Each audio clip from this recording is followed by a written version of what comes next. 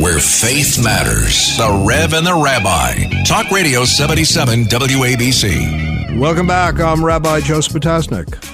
And I'm Reverend A.R. Bernard. Reverend, when I mentioned the name Bishop Robert Stearns to you, we look back, and as you said, we knew him when. And he has, right? And he has become a major religious figure on the American scene, also on the international scene. Robert has even broken the record of Moses going to Israel. How many times have you been to Israel, Robert Stearns? Well, I stopped counting about 100. Really? So, yes, sir. Yeah. Since 1992. My first trip was 92, and I've had the privilege of bringing about 35,000 people with me personally to Israel since 1992. And it is a joy and privilege to be back with both of you on the program and to connect to the WABC family. Yeah, you are the founder of Eagles Wings Ministries, and you celebrated 30 years of great success, great accomplishment. I know many people who admire all that you have done. And as a Jew, I have to say thank you because you have been there for us during very difficult times, certainly during celebrations, but, during tragic periods. We know that Robert Stearns will always stand up for the Jewish people in the state of Israel, and I commend you. Well, if I could say this, Rabbi, first of all, thank you. And 30 years, it's amazing. You blink twice and 30 years goes by. I mean, it's a bit of a shock, but we had a beautiful celebration in Buffalo. We had people flying, quite literally, we had people flying from around the world. We had 5 different nations that people flew in from and all across America. But what I'd like to address briefly, Rabbi, and maybe it's a good segue to our conversation, is your second comment, which I appreciate. But I'd like to clarify, and that's where you and other Jewish leaders or just Jewish people will say to me, thank you so much for the work you do, et cetera. And I want to say that I appreciate and I respect that sentiment. However, I really believe that the issues that Israel faces, the issues surrounding Israel and the Jewish people, transcend the tiny state of Israel and the tiny, minority of Jewish people that there are in the world. In other words, the issues that Israel and the Jewish community face are issues that the human family faces and the human family has to deal with. And so when I engage Israel, when I engage the Jewish people, when I speak out on these issues, it's really because we as a planet have to decide, are we going to find ways to live together? Are we going to find ways to genuinely work towards the common good?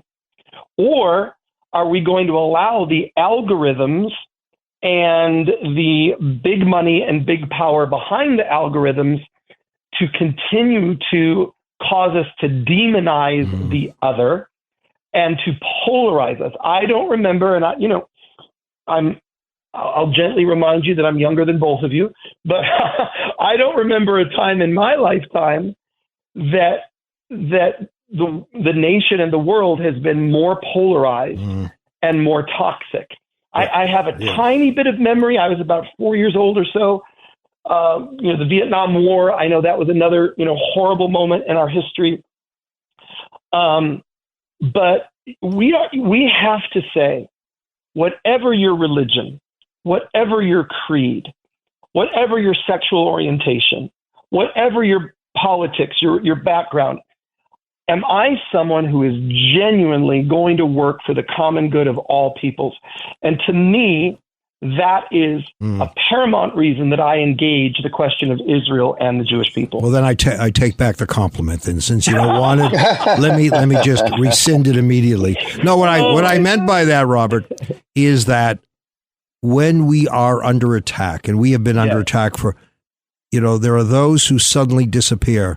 I was with Reverend Bernard. We had a gala, Board of Rabbis. The Reverend proudly stood up, received a standing ovation. And he said, I stand with the people of Israel. And that was during, a difficult time. It's always a difficult time, it seems. So to recognize those whose voices are very clear is refreshing, because I can tell you, There are people we thought would stand up for us who suddenly went silent. So I just want to commend you for that. Yeah, Rabbi, you bring that up, and I think it speaks to the fear that we see influencing what people say, not say, do, and not do. Robert, you have, this has been your life. This has been your ministry with the Jewish people. How do you speak to that fear that people may support the nation of Israel, but they don't want anything to say anything? I mean, this goes back to our New Testament where, there were individuals who did not want to identify with Jesus because of, the pressure that would come from the public. How do you speak to that? A good friend of mine and a good friend of both of yours is an amazing New York City thought leader and philanthropist, Mark Gerson. Mm-hmm. And Mark always, when he speaks, and Mark and I have the privilege every Tuesday, we host a Bible study. To our knowledge, it's the largest online Bible study of Jews and Christians coming together for an hour. It's called TorahTuesdays.com. Throw out a little plug for it there. But Mark says this. He says, emotional and intellectual maturity is the ability for a person to hold two contradictory ideas together in tension in their mind at the same time. And this really is where we have to live. This is the place of growth. And so, people describe me as pro-Israel, but I have on dozens and dozens of occasions stood up and said, please let me remind everyone, I'm also pro-Palestinian. The Palestinian people are no less created in the image of God, are no less deserving and worthy of a life of hope and a future. The Bible says a future and a hope. So I am for people. I am for humanity. And so what I think it is, to your question, Dr. Bernard, is that we have to begin to teach people to think rather than be indoctrinated. And I believe that what's happening right now in our world, from the youngest ages through TikTok and social media, all the way up through graduate level university campuses, unfortunately, we have really zeroed in on the ability to indoctrinate people rather than teaching people, Dr. Bernard, what you have modeled for your whole life, which is reflective living, the ability to sit back and be present and reflect on situations, not reactively, but proactively. And this is that space that we have to reclaim. And it's difficult because that space is not, that space doesn't drive views on TikTok. That space doesn't, right? Like fear cells. We know that fear cells, hate-mongering cells. But the inward discipline of kindness and empathy and humility, those kinds of values don't sell. But if we don't bring that, Mark Gerson calls it the principled center. If we can't bring the principled center back specifically to America right now, and then, please God, to our world, we're going to bear the bad crop of an increasingly hate-filled, indoctrinated society. And so to me, you have to learn to sit with the other. I don't have to agree with every aspect of a person to say, hey, listen, from my value system, you were created in the image of God. You have worth, you have dignity, you have value. Let me begin by that place of honoring that in you. And then from there, let's see how we move forward from there. Yeah, but Bishop Stearns, I would add the following. I agree with what you're saying, but we're also taught in our respective traditions not to stand by idly when someone else is being attacked, when someone else is being hurt. And that's therefore, right. We can have all kinds of feelings about the other. But I can tell you, we also cannot be silent. And when we see suffering, When we see what happened, for example, on October 7th, we have a moral responsibility to speak out loudly and clearly and condemn that. So, yeah, it's all about love, but when we see hatred, we have to call it out for what it is. But, Rabbi, how do we deal with the fact that, people can look at October 7th through different lenses and interpret what took place differently? Because what Robert is speaking to is the need for that kind of dialogue. Yes, there's outrage. Yes, it was an atrocity. But the reality is that different lenses are being placed on these events, and that means a different interpretation. So how do we deal with that? Right? Well, I think there's a baseline. There's a moral baseline. When there is an attack on the innocent people, as we saw, when people are taken hostage, and they're still hostages today. We're up to almost 300 days of being held in captivity. And you don't think there's a responsibility to say something? You're comfortable saying, well, we got to look at it differently, a bigger. I'm sorry. I mean, I look back at the struggles of other people, and I never felt that we have to kind of find some kind of equivalence. Well, look at the other side. No, that action is wrong. I can condemn it without qualification. And I think our tradition also suggests that. There's a responsibility to, of course, dialogue with the other. But when you see the other who is brutally attacked and you don't have voice, to me, I think there is something seriously flawed in your thinking. So what do we say to those who would point to the 40,000 supposedly reported Palestinians that were killed? How do we respond to that? We didn't ask for. Go ahead, Robert. You go first. Yeah. Well, look. I was in Israel on October 7th. I was there. I was in Jerusalem with my 3 sons. We heard the sirens go off. We lived through the first 6 days of the war. And 2 things come to mind. Number one, I really believe the power comes there. There is something called objective truth. And this is the challenge that I think we're facing in our generation where if I could say, language itself is under assault. Okay. So now we have confusion. I mean, it's going to seem like I'm straying, but I'm making a point and I'll come back for a moment. We've got confusion right now over pronouns and over gender identities and all these things. So if we are so unclear about what makes me think of the Bill Clinton, it depends on what the definition of is, right? So if we lose just the basic baseline of facts, okay, then we are on really dangerous ground. So what that leads me to is this. That is why I go to Israel.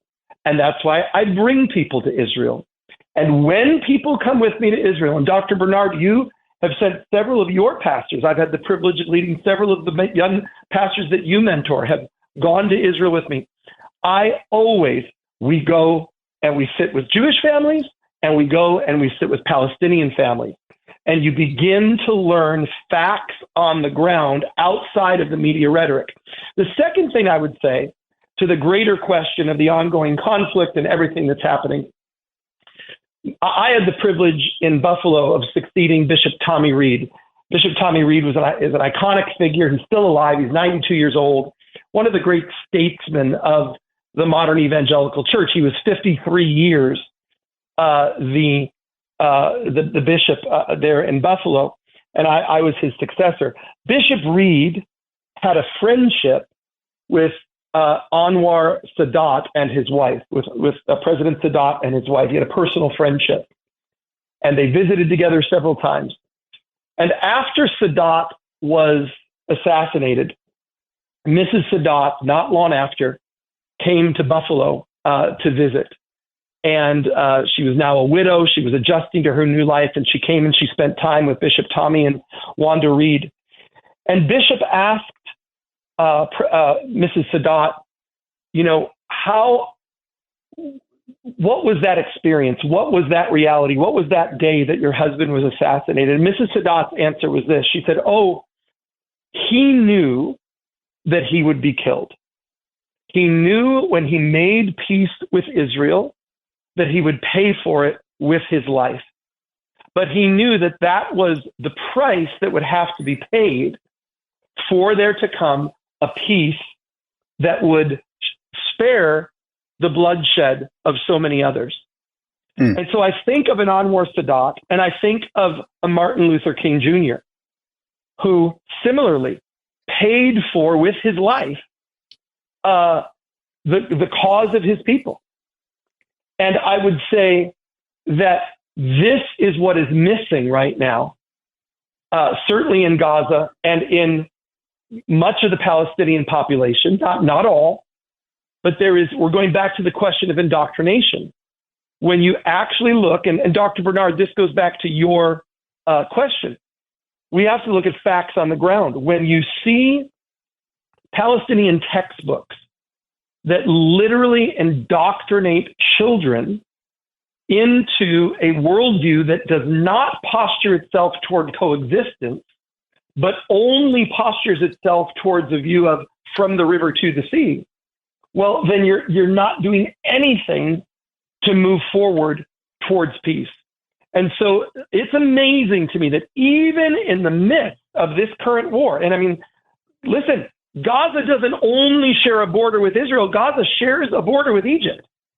And even in the middle of this intense conflict, the peace treaty between Egypt and Israel has stayed intact. And the Abraham Accords have stayed intact. And when you saw Iran firing overhead, and what happened? Jordan allowed there to be cooperation with Israel in that sense. And so my answer is there is such a thing as facts on the ground. Mm-hmm. And there's nothing like going and examining for yourself and pulling back past the media rhetoric. By the way, the media rhetoric on both sides, and getting to what is the actual facts on the ground. And that's why I think every thinking person, you should at least one time in your life go and visit Israel. It's a transformative experience. Yeah, but back to Robert. I want to thank. I want to thank you because my question to Rabbi was not playing devil's advocate, but to do exactly what you did, Robert, and that is, it was Thoreau who said, for every 1,000 people hacking at the leaves, you'll find one person chopping at the root. And that's the problem here. The root of it is an ideological indoctrination of children against a nation. So when they grow up, they are primed for the propaganda that comes from a Hamas or anyone else that's going to turn them against the nation of Israel. So I'm so glad that you brought that up. But let's go back to the you mentioned the 40,000 Palestinians. 40,000, right? Reportedly. Right. Mm-hmm. We don't know how many of those were actual terrorists as well. It's estimated at least 50% were. But beyond that, you don't see Israelis celebrating the loss of innocent life. We don't do that. I do see the celebration for the loss of Israeli or Jewish life. And I think it's most unfortunate. But then again, America, when it defended itself in World War II, I mean, how many lives were lost there? When we went into Iraq, how many innocent lives were lost there? It's unfortunate, but it was brought upon us. When people hate you, when people don't recognize your right to exist, it is very hard. It is very hard to live together with one another in some peaceful arrangement. And that's why when Sadat went, when Jordan had a treaty, when you mentioned the Abraham, when people are saying we can live together, we can have some serious differences, but at the end of the day, we have to find room for one another. You're in a totally different place. How does one negotiate with someone who's determined to destroy you? I don't know. I don't know how anyone can navigate that. But I do think, and I agree with what Robert said, that we have to be aspirational, that we still have to hold to a view where eventually, if we follow a certain path, we continue to remain true to our ideals of peace and love. If we talk about that, maybe that will get through, because look at Egypt. Their textbooks, Robert, had hatred for a number of years. Right?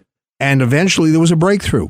So we don't give up on the ideals, but we also have to at the same time deal with the reality. So you talk about the contradictory, spirit. Yeah, exactly. That's right. Yeah. All right. Let's go to something totally different than that.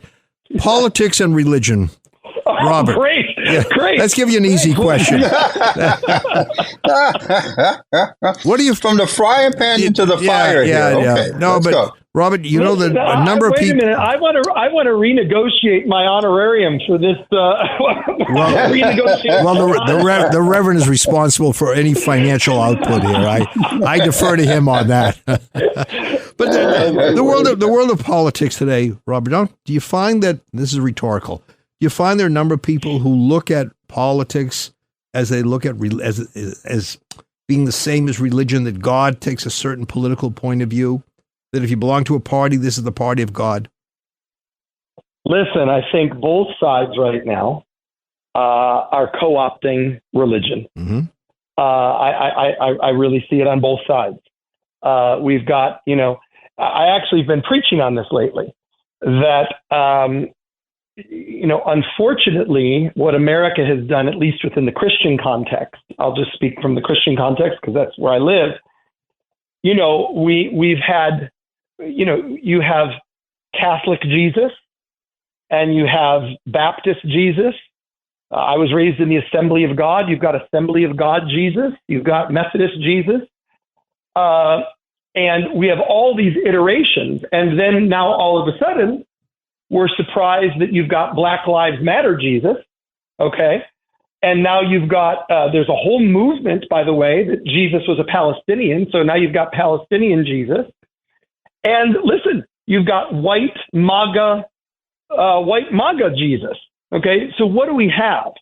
We have all of these groups co-opting, cherry picking this Bible verse, cherry picking that Bible verse, and twisting Jesus to fit their agenda. Well, do you know what that's called?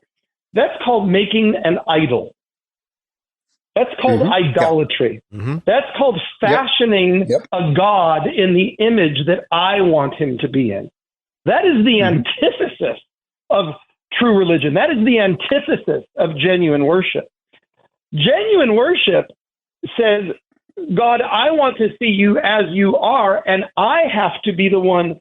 God, if you're going to change or I'm going to change, I'm going to be the one who's changing.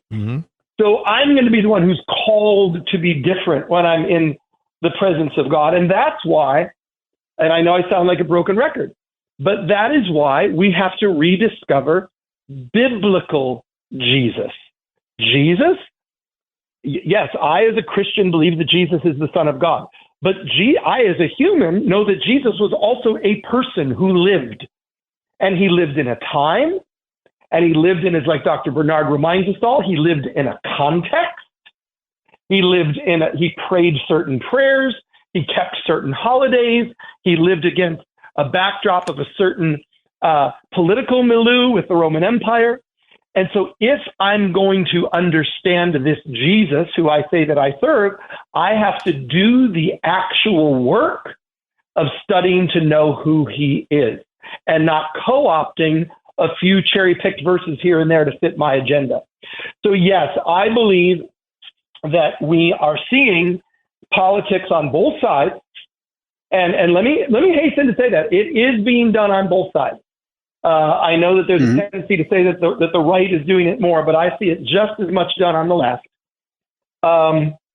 There is this co-opting, and the sad thing that I'm seeing is gosh, I get emotional.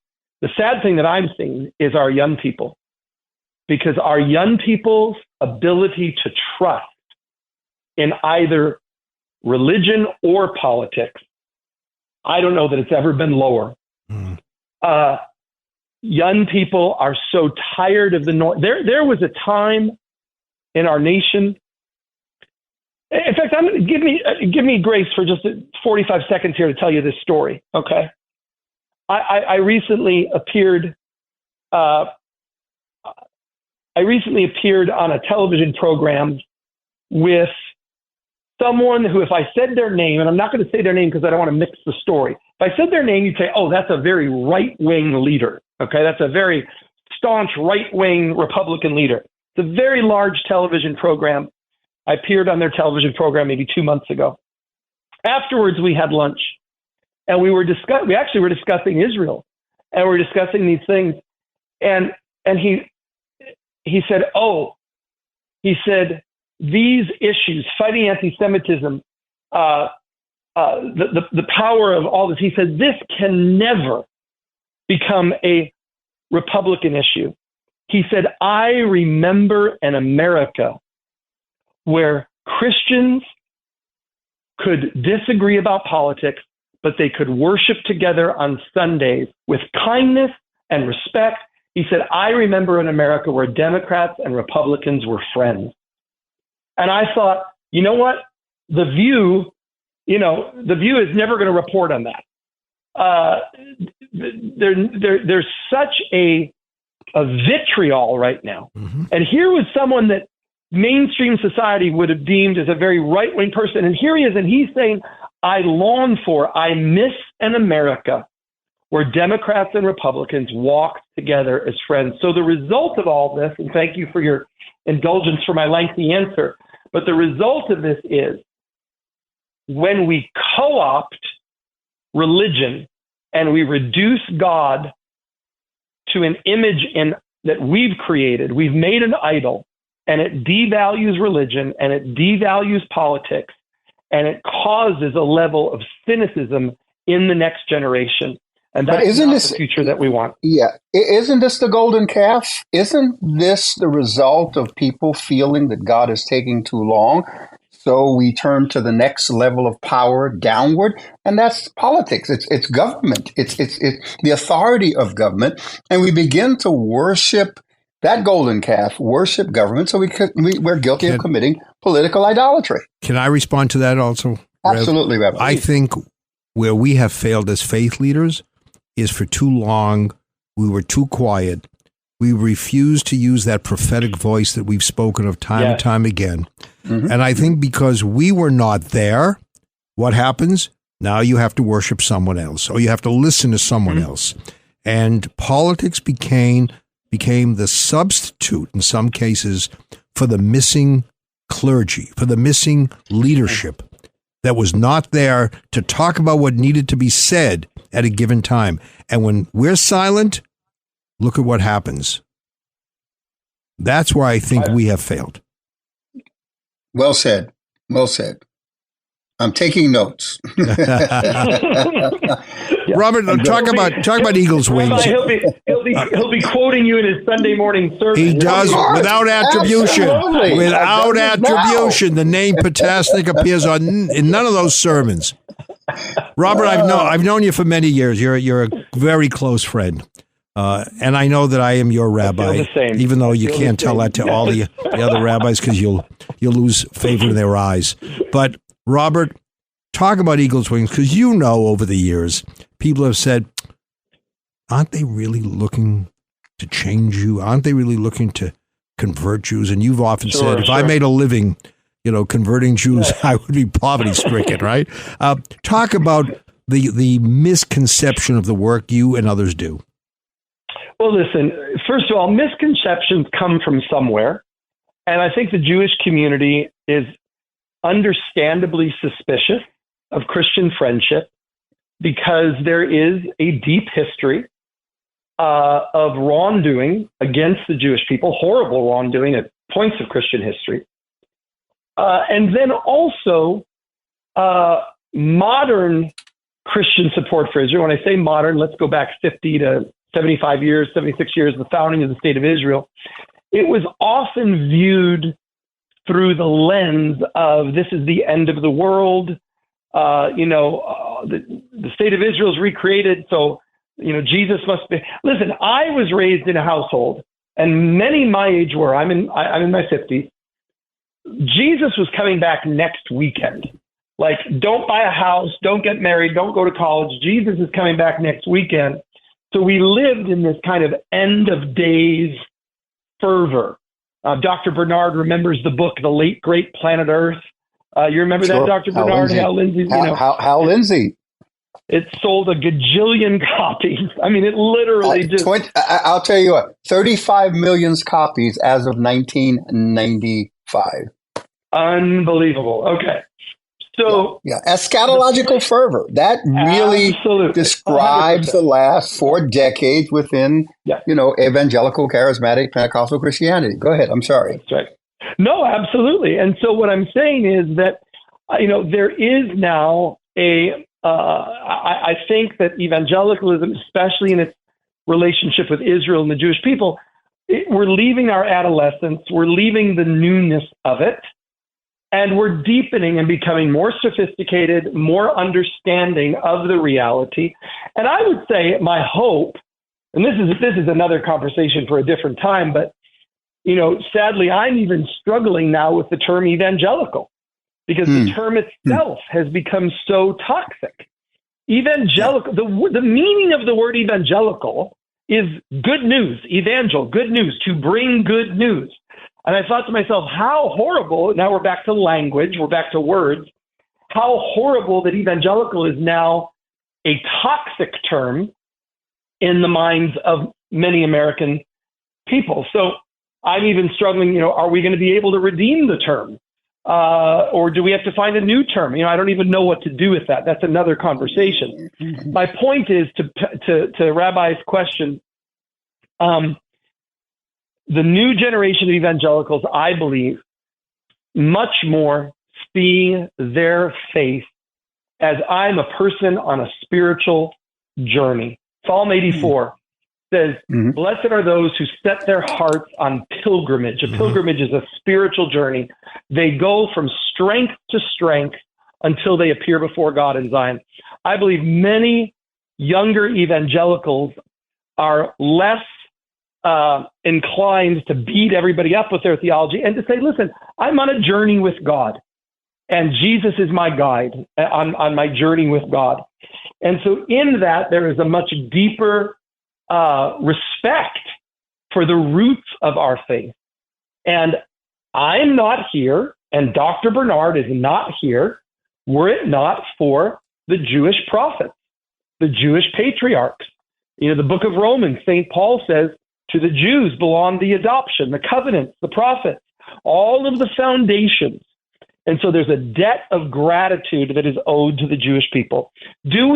Our fundamental disagreement, there are other disagreements, but our core disagreement is about the identity of the Messiah.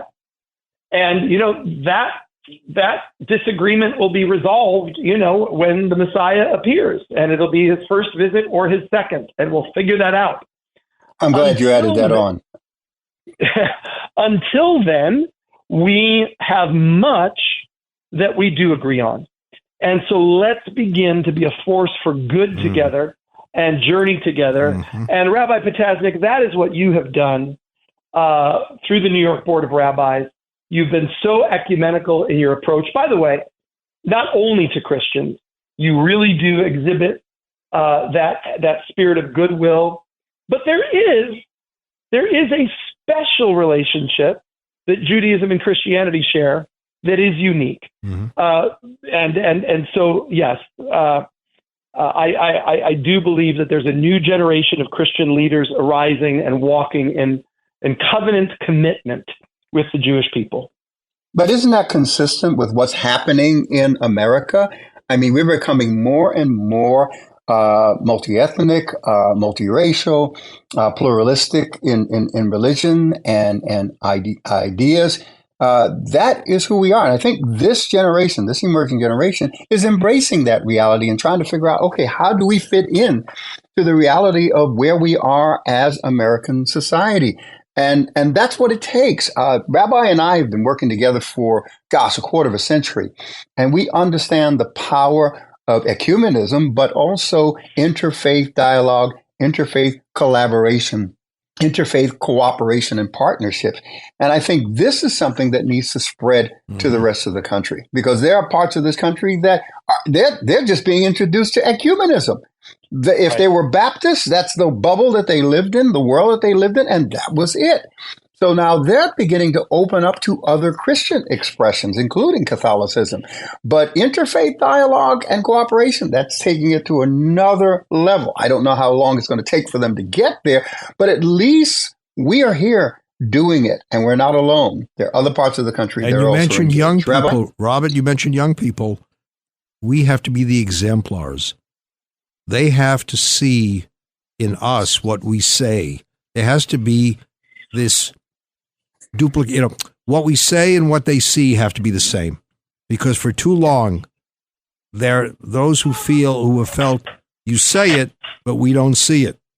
And I think as long as we remain true to the belief and demonstrate in how we treat one another, we will come to a better place. We are in a better place than we used to be. Yeah. And we're still on that journey that you spoke about. Let me just one final comment, because I know our time's drawing to a close. Just back to what Dr. Bernard was saying. Dr. Bernard, I could not agree more with everything you just said. My one caveat that I would add to what you said is that I hope that as this grows and as pluralism grows in America and as there is a greater openness and windows are opened, et cetera, I hope we take a lesson from the Jewish community. And the lesson that I hope we take is this. I hope that in the midst of our growth, we don't lose our core identity of who we are. Because I've always loved that about the Jewish people. They say, we'll dialogue, we'll go with you. But, I'm eating kosher and I'm keeping Shabbat and I'm keeping to the core tenets of my faith. And my prayer is that the Christian young people, we receive communion, we receive their Eucharist every Sunday in our church. And people say, oh my goodness, that's so passé. People maybe do it twice a year now, Christmas and Easter or whatever. No, I think there's something about liturgy. I think we recite the Lord's Prayer every Sunday. So I think there is power, and I think young people are looking for anchors for their soul. Absolutely. They're looking for places of deep foundation. And so in the midst of the pluralism, let's really make sure that we also maintain our distinctive. Be particular and be universal simultaneously. That's right. All right.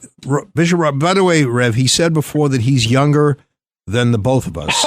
And what he meant by that, if you take our ages, you and I, Rev, and add them up, he's younger than that number.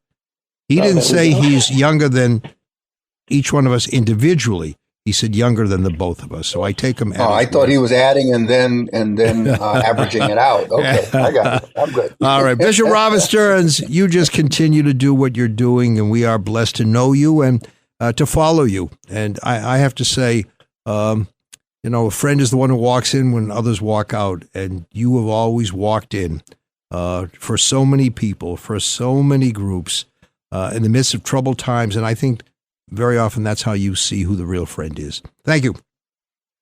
A joy to be with you. And if people want to follow along, Instagram, Robert R. Stearns, YouTube, Robert Stearns, website, eagleswings.org. Great to be with you today, gentlemen. All right. And at Stern, Stearns, right? That's right, sir. There's an A in there. Stearns. RNS. Excellent. Okay. Thank you so much, Bishop, for being part of the program and sharing with us. It was a great conversation. And stay tuned, because we'll be back with more of the Rev and the Rabbi.